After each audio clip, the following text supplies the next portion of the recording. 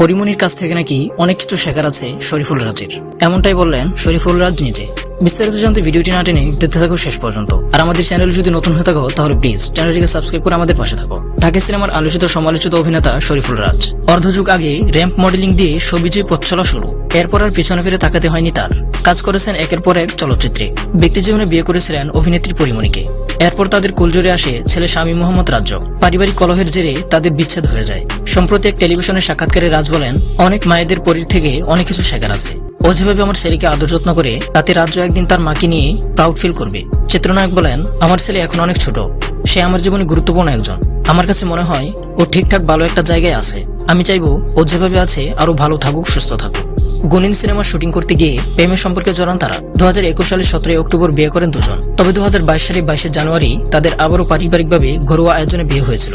এই অভিনেতা প্রথম আলোচনায় আসেন আইসক্রিম সিনেমা দিয়ে। এরপর নডারায় পরাণ ও হাওয়া সিনেমায় কাজ করে রাতারাতি তারকা হয়ে যান।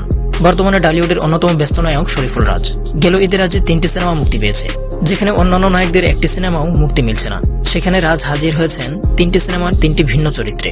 বন্ধুরা, এমন সব এন্টারটেইনমেন্ট নিউজ জানতে আমাদের চ্যানেলটি সাবস্ক্রাইব করে পাশে থাকুন।